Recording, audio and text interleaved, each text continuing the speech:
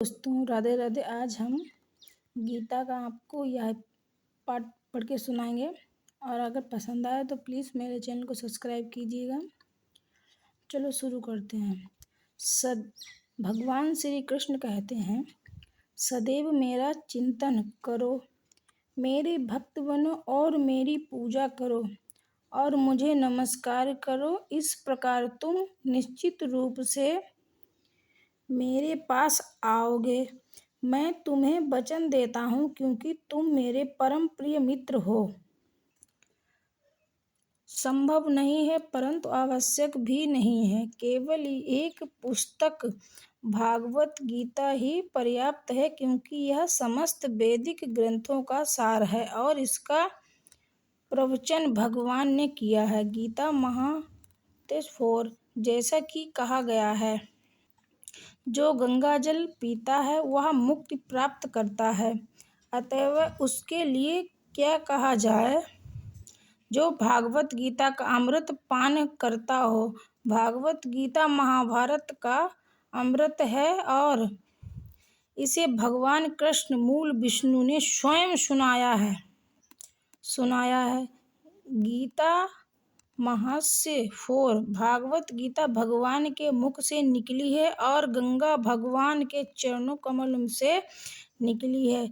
जिसने भगवान के मुख तथा चरणों में कोई अंतर नहीं है, लेकिन निष्पक्ष अध्ययन से हम पाएंगे कि भागवत गीता जल को अपेक्षा अधिक महत्वपूर्ण है। आज के युग में लोग एक शास्त्र, एक ईश्वर, एक धर्म तथा एक व्रत के लिए अत्यंत उत्सुक हैं।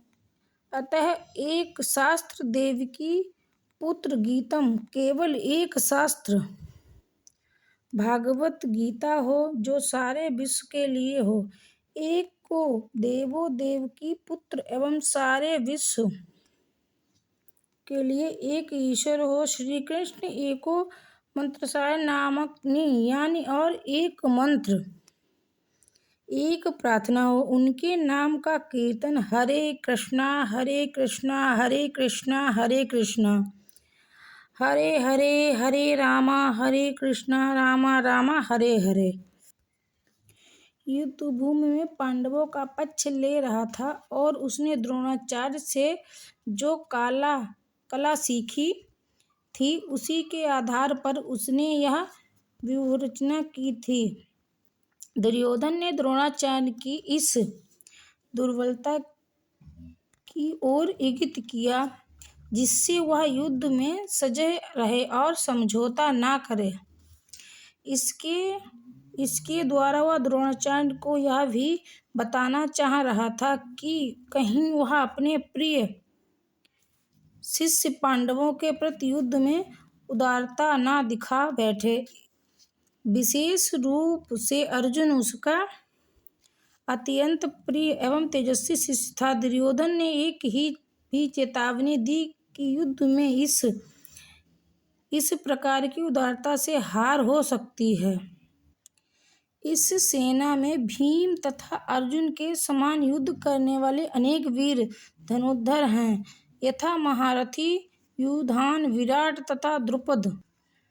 तात्पर्य, यद्यपि युद्ध कला में द्रोणाचार्य की महान शक्ति के समक्ष दुर्घट महत्वपूर्ण बाधक नहीं था, किंतु ऐसे अनेक योद्धा थे जिसमें भय या प्रत्येक व्यक्ति को प्रकृति से अर्जित गुणों के अनुसार विवश होकर कर्म करना पड़ता है। अतः कोई भी एक क्षण भर में के लिए भी बिना कर्म किए नहीं रह सकता। तात्पर्य, यह देहधारी जीवन का प्रश्न नहीं है, अपितु आत्मा का यह स्वभाव है कि वह सदैव सक्रिय रहता है। आत्मा की अनुपस्थिति में भौतिक शरीर हिल भी नहीं सकता। यह शरीर मृत वाहन के समान है जो आत्मा द्वारा होता है, क्योंकि आत्मा सदैव गतिशील सक्रिय रहता है और वह